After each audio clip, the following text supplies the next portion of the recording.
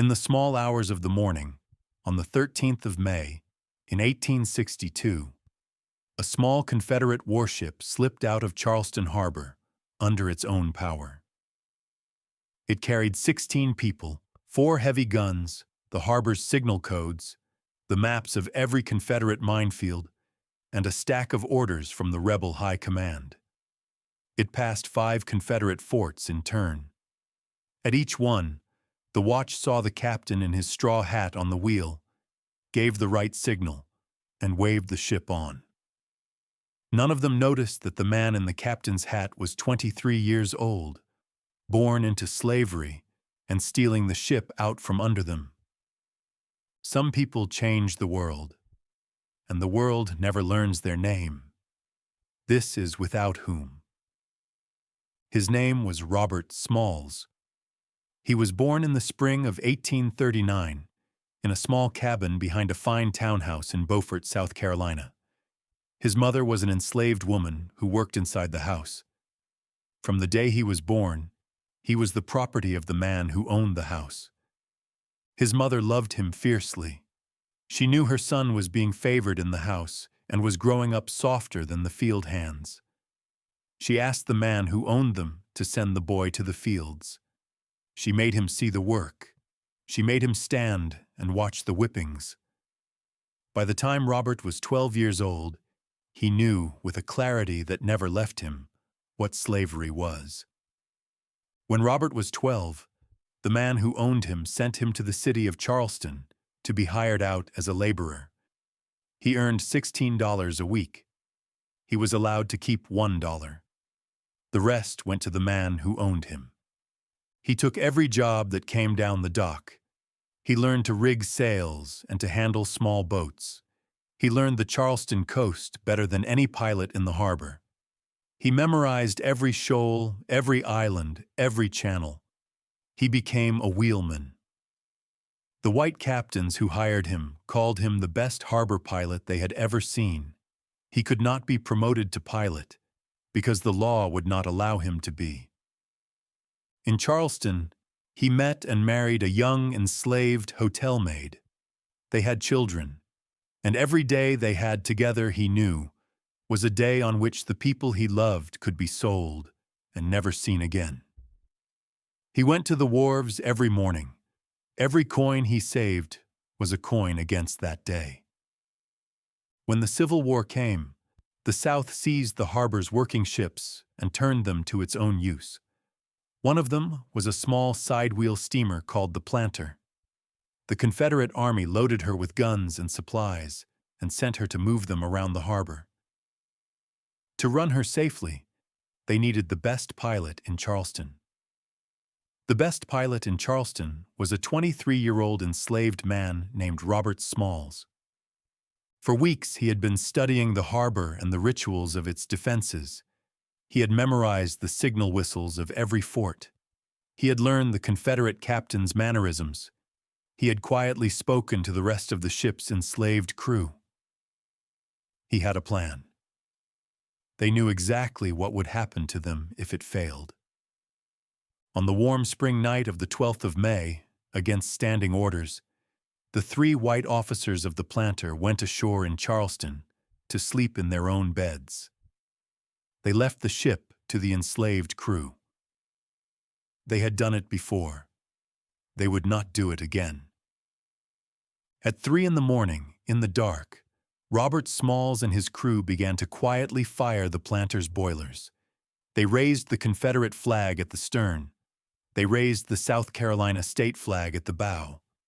They slipped the moorings and moved off down the harbor, like a Confederate transport going about her ordinary morning business. A little way down the harbor, they pulled alongside a quiet wharf.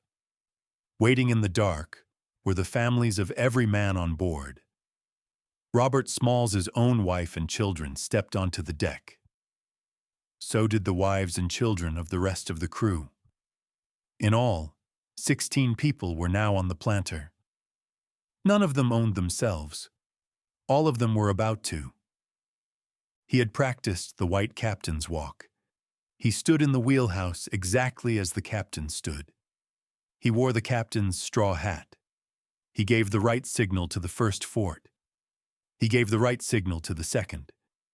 He gave the right signal to Fort Sumter itself, the heart of the rebellion. Each guard waved them on. Each watch saw the captain on the wheel and let them pass. Once they were past the last fort and outside the range of its guns, he hauled down the Confederate flag. He hauled down the South Carolina flag, and from the mast, he raised instead a large white bedsheet that his wife had carried on board. He turned the planter directly toward the Union fleet blockading the harbor. The captain of the Union blockading ship climbed aboard. Robert Smalls handed him the planter, all her guns, her ammunition, the Confederate signal codes, the harbor's mine charts, and the orders from the rebel high command. He told the Union officer, in the line for which he is now remembered, that he thought the planter might be of some use to Uncle Abe. 16 people walked onto that ship as someone's property. They walked off it as American citizens. The story tore across the North in a week. Newspapers in New York, in Boston, in Philadelphia, ran the daring tale on their front pages. Congress voted Robert Smalls and his crew a prize of $1,500 for the ship. Northern crowds came out to see him when he traveled. He was 23 years old and the most famous black man in the United States. In the summer of 1862, Robert Smalls traveled to Washington with a chaplain. He met the Secretary of War. He met Abraham Lincoln. He told the president plainly that black men in the South were ready to fight for the Union. Before that meeting, the Union Army refused black soldiers. After it, the president authorized the recruitment of 5,000 of them. The unit that resulted was the first official regiment of black troops in the United States Army. He went back to the harbor. He served as a Union pilot. He was on board an ironclad warship when she was sunk by Confederate fire, and he survived. Later, when the white captain of the planter ordered the crew to beach the ship and abandon her under fire, Robert Smalls refused. He shouldered the captain aside, took the wheel, and steered her out of range himself. The Union Navy made him the captain of the planter. He was the first black man to command a ship of the United States. When the war was over, he came home to Beaufort. He took the $1,500 Congress had given him, and he walked into a federal tax auction, and he bought the fine townhouse in which he had been born a slave. He moved his mother into the front bedroom of the man who had once owned her. He kept the house for the rest of his life. He sent himself to the South Carolina legislature. Then he sent himself to the United States Congress. 5 times. Across 5 terms, he fought for free public schools and for equal rights.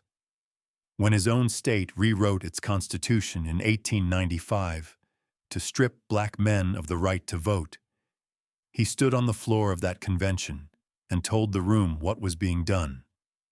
He could not stop it.